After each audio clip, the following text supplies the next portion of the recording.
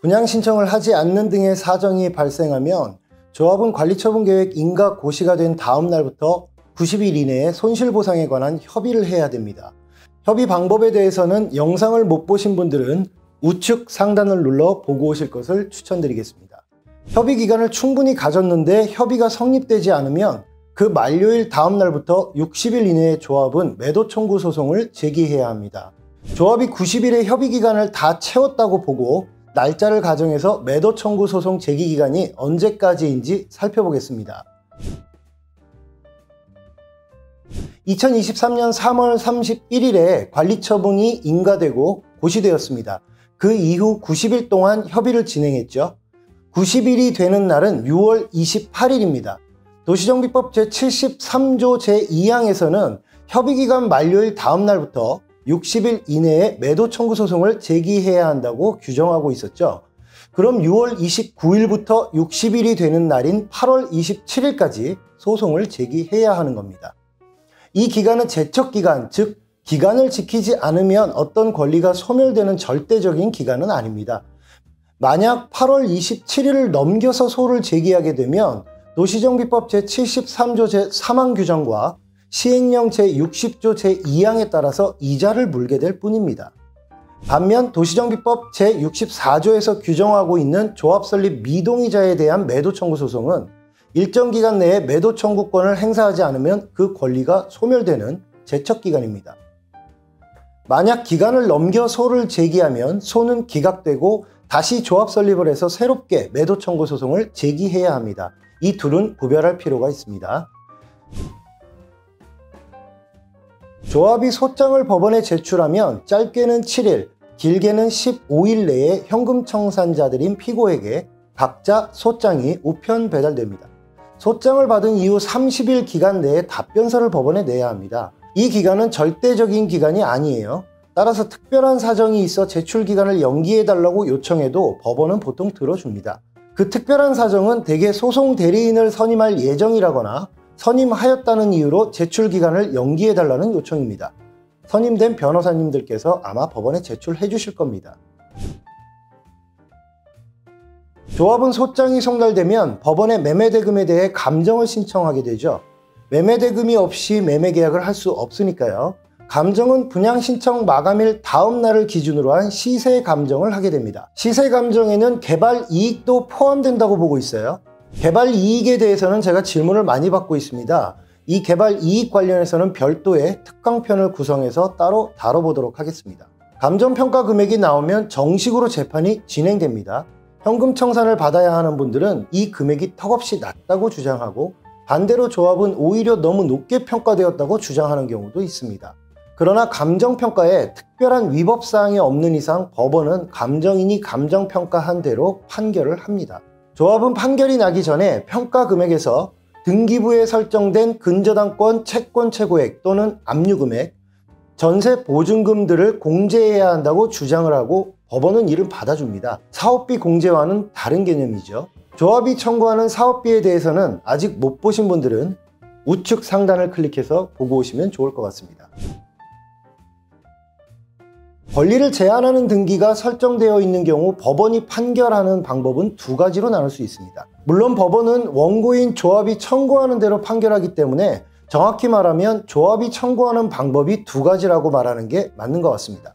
첫 번째는 감정평가 금액이 1억 원이고 은행에서 설정한 근저당 채권 최고액이 1,000만 원으로 설정되어 있다면 판결문에는 9천만 원을 지급받고 소유권을 이전하고 건물을 인도하라, 즉 집을 비우라고 판결하게 됩니다. 두 번째는 1억을 지급받은과 동시에 등기부에 설정된 모든 제한 등기를 말소하라고 판결이 나는 경우도 있습니다. 권리가 복잡하게 설정되어 있는 경우에는 이런 식으로 조합이 청구하기도 하고 법원도 이를 받아줍니다.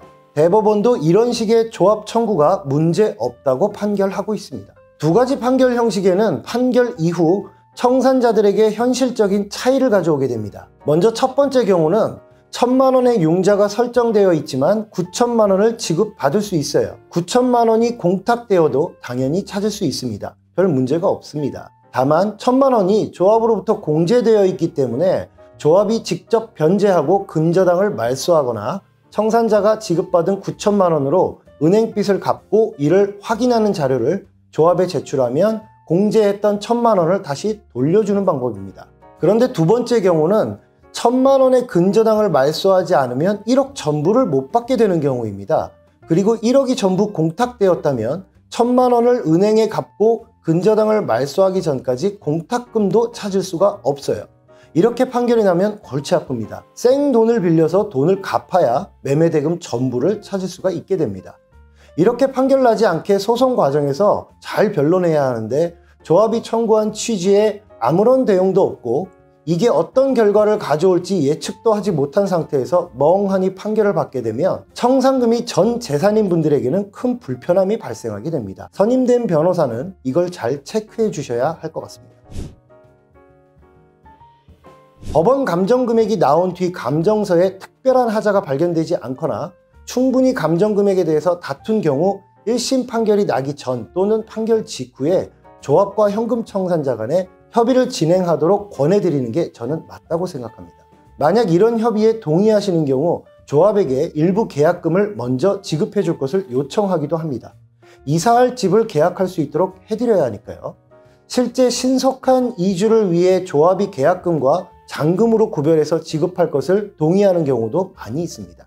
물론 사정에 따라 어려울 수도 있지만 시도는 해봐야겠습니다. 판결을 받기 전까지는 서로 맹렬하게 싸웠지만 법원의 판단이 내려졌다면 이제 그 판결대로 서로 어떻게 이행할 것인지를 논의하는 것이 저는 아주 합리적인 상호 간의 대책 논의라고 생각합니다. 그런데 아무 대책 없이 1심 판결만 받고 방치하면 판결받은 피고는 여러 가지 골치 아픈 상황에 놓일 수밖에 없습니다.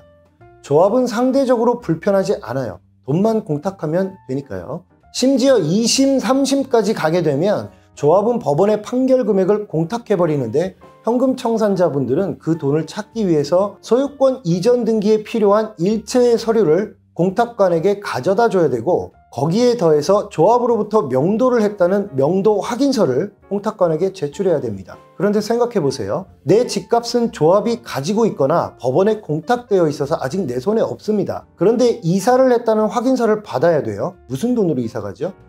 다시 말씀드리지만 조합으로부터 받을 매매대금이 전 재산인 분들은 1심 판결 전후에 선임하신 변호사님과 충분히 상의하셔서 판결 이후 후속 대책을 사전에 논의하셔야 합니다. 정말 항소를 해서 싸워야 하는 이유가 분명하거나 실제 거주하는 곳이 다른 곳에 있거나 공탁금을 찾지 않아도 이사하실 수 있는 충분한 돈을 가지고 있거나 하시는 분이라면 굳이 이런 걱정을 안 하셔도 됩니다. 항소 또는 대법원 상고까지 고려해 보실 수도 있어요. 물론 패소 시에는 조합에게 물어줘야 할 소송 비용과 이주 거부에 따른 조합의 손해배상 청구 소송이 들어올 것을 모두 감당하셔야 되긴 합니다. 가끔 이런 식의 상담이 진행되는 과정에서 더 싸워주지 않고 협의하라고 했다고 기분 나빠하시거나 조합과 한패냐 라고 말씀하시는 분도 계십니다. 그래서 다른 변호사에게 2심 그리고 3심을 맡기겠다고 가시기도 합니다. 실제 그런 분들이 여러 분 있으셨어요. 그런데 모두 후회하고 다시 저에게 전화를 주시더라고요. 진짜로 어제도 전화를 받았습니다. 결국 패소했는데 돈을 찾으려면 어떻게 해야 하냐. 그때 국장님 말을 듣는 게 맞았다. 3심까지 갔다가 다 패소하고 공탁금도 명도가 되지 않았다고 못 받고 있다. 조합이 소송 비용 몇 천만 원을 지급해주면 명도 합의서를 써주겠다고 한다. 이게 맞냐고 저한테 질문을 합니다. 일가족이 그냥 쑥대밭이 됐죠. 조합도 현금 청산자가 별다른 이유 없이 2심, 3심까지 가면 기분이 상합니다. 이미 기분이 상해 있는데 이제야 숙이고 협의하자면 누가 하고 싶겠습니까? 조합은 매매대금을 판결에 따라 공탁했기 때문에 매수인의 지위에서 할 일을 다 했거든요. 이런 행동이 위법하거나 문제가 있지도 않아요. 매도 청구 판결은 가만히만 있어도 나는 겁니다. 판결이 나는 과정에서 선임된 변호사 사무실은 의뢰인에게 법리적인 부분 이외에 구체적인 이주 계획을 함께 세워드려야 됩니다. 이게 재건축 전문가를 찾아가는 가장 큰 이유입니다. 내가 변호사를 선임했다는 것은 집값을 많이 받아달라는 것과 법리적인 다툼을 해달라는 것 때문이겠지만 그 외에 잘 모르는 현장 실무 부분도 미리 예측해서 대비할 수 있도록 해달라는 요구가 당연히 포함되어 있는 겁니다. 그게 생각보다 큰 비중을 차지합니다. 여러분들은 진정한 전문가를 선임해서 매도 청구 소송을 진행하고 계신가요? 한번 돌아보시기 바랍니다. 재판만 왔다 갔다 한다고 싸게만 해준다고, 판결만 받아줬다고 그게 다가 아닙니다. 재건축 현금 청산의 방법, 매도 청구 소송에 대해서 살펴보다가 변호사 선임의 중요성에 대한 이야기로 흘러버렸습니다. 그런데 이 모든 게 다 매도 청구 소송을 대비하는 방법 중 하나라고 저는 생각합니다. 오늘은 재건축 현금 청산의 방법, 매도 청구 소송에 대해서 알아봤습니다. 그래서 오늘의 한 줄 요약. 역시 법무법인 센트로가 최고다.